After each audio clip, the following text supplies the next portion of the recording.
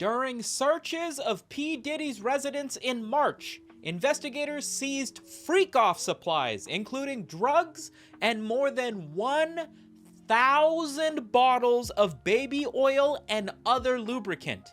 This excerpt from a Variety magazine article shows the aftermath of what happened after the feds finally caught up to Sean P. Diddy Combs. They state that they found millions of dollars worth of drugs, AR-15s with the serial number scratched off, equipped with drum magazines. That's crazy, right? No, it's not crazy. That's just run-of-the-mill stuff to find in the mansion of somebody who's been worth millions of dollars since back when Tupac was alive. What's crazy is 1,000 bottles of baby oil. Do you have any idea how much baby oil that is? Not to mention, federal agents are referring to the baby oil as freak-off supplies. You guys are using Gen Z slang when arresting one of the biggest sexual criminals since Jeffrey Epstein. We're making jokes.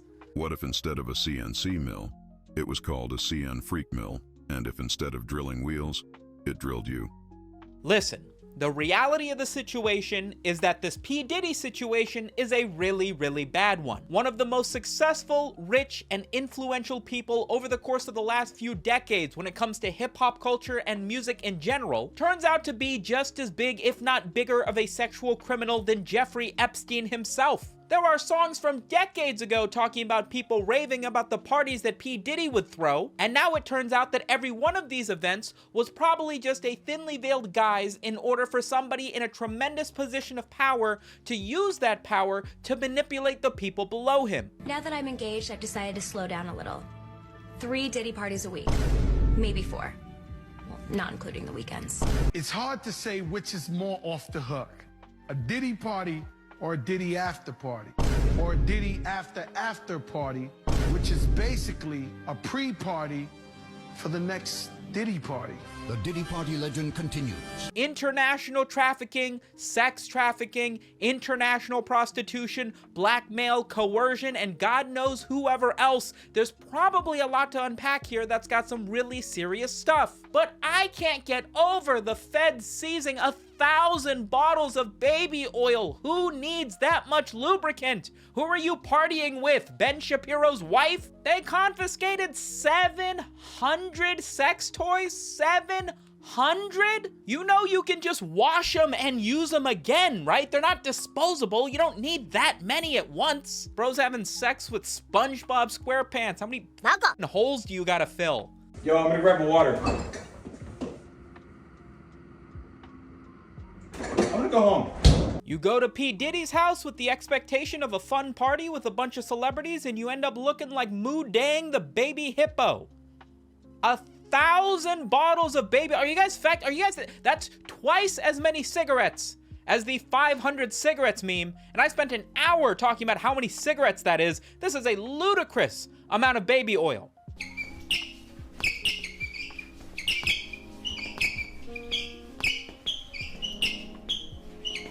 Diddy, Drake, Dan Schneider, Dr. Disrespect. I feel like I'm starting to see a pattern here. These freak-offs, according to court documents, were evidently occasionally day-long sexual events that P. Diddy would orchestrate, direct, participate in, record, all while using some male, some female professional sex workers that P. Diddy would basically import from outside of his state, outside of the country, drug, and then participate in these freak-offs with. Which I think is crazy, because the whole term of having a Diddy party, the Gen Z brain rot slang of Diddy party, came to fruition once his house was raided and P. Diddy started to flee the country because they were charging him with sex trafficking charges. From that, people started to use the phrase P. Diddy, call people the diddler, and refer to him as a sexual deviant with like omnipotence. It's as if everybody knew. We have actual proof.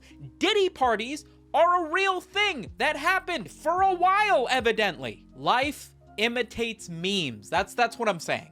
P. Diddy is currently being held without bail because they are claiming he is a flight risk since he's already fled the country once on a private jet. I think that makes all the sense in the world. But everybody is under the impression that the real juicy details about the insider secrets about the hip-hop, music, and celebrity culture industry is probably going to be revealed sometime soon, because P. Diddy is in a similar situation to Jeffrey Epstein, where because he was recording these events and he's been known for throwing these parties for decades at this point, we are probably going to hear about a lot of celebrities involved in this exact same behavior, and people are gonna start getting revealed for being the perverts that they are. That is, of course, unless P. Diddy goes down the exact same route as Jeffrey Epstein, but at the moment, he's currently placed under suicide watch at the same prison where they held Ghislaine Maxwell. That didn't exactly work out super well for Jeffrey Epstein, but again, we'll see. In slightly stupider news, you guys remember Nikocado Avocado, right? I made a video about him earlier this week talking about the fact that he had revealed that he had lost 250 pounds and is now skinny again after engorging himself up to 350 pounds while doing mukbangs on YouTube, and then revealed that over the course of the last 2 years, he had been uploading pre-recorded content doing these same mukbangs, all while losing weight behind the scenes, just to trick everybody in some sort of large social experiment, as he claims. The internet was bamboozled, yet again to an extent, by the same individual who claims to be 2 steps ahead, with a video that he uploaded to his TikTok, seemingly still obese. I don't have good news to share with you today. I'm actually really triggered. And let me tell you why. It's actually your fault. So let me break it down for the low IQs out there, which is actually most of you. I made a YouTube video and I said, I'm 2 steps ahead. My whole life is premeditated. It's calculative. It's manipulative. My life has been a social experiment. Joke's on you. I'm actually really smart. And what was the result of that video? Millions of people believed it. Y'all have the IQs of a bag of rocks. I can literally dye my hair blue and say it's always been blue, and half y'all will believe it. Wait, what? Nikocado Avocado comes out with a video a couple weeks ago, down 250 pounds. That's real. I know AI technology has gotten pretty good, but he uploaded 2 separate videos on a couple different channels. He still got his bird. It doesn't look like a face filter. And now he's uploaded a video to his TikTok just 2 days ago, still fat as hell. The entire video that he made on his main channel that would garner like 50 million views revealing his weight loss, he claimed was him being 2 steps ahead, somehow orchestrating all of this in a premeditated social experiment, by his words, to accomplish what exactly we still don't have the answer to. It's incredible to lose 250 pounds regardless of the situation. To be able to do it while still uploading years worth of content to your YouTube channel to continue to convince people that you are still one of the fattest mukbangers on the website is a step further, but it still doesn't really make sense how this is some sort of grand social experiment. You're tricking your audience into believing what you're saying. You're saying you weigh 350 pounds. Nobody needs to believe that. We can see it. And now what? You put together some sort of face filter to make yourself look skinny and then make fun of everybody for believing it? There was already murmurings about exactly what Nikocado could have accomplished if he had the mental fortitude to pre-record several years worth of content. What exactly is he accomplishing? Maybe he's 3 steps ahead and he actually lost all that weight, recorded a bunch of videos, and then went back and gained all that weight again just to mess with our heads. I mean, by the way, he's giving this Batman villain dialogue while explaining that he planned out losing all this weight. Definitely makes him feel like the sort of psychopath that would do something like this. But the reality is, as I'm sure some of you guys are thinking, he probably pre-recorded this video too. I mean, if 2 years ago he knew he was gonna make a video at some point having lost all that weight, is it really that many steps further to just record one more while you're fat and pretend like you've gained it all back? Despite the fact that Nikocado Avocado seems to think he's a master villain, a mastermind, a Mojo Jojo to us Powerpuff Girls,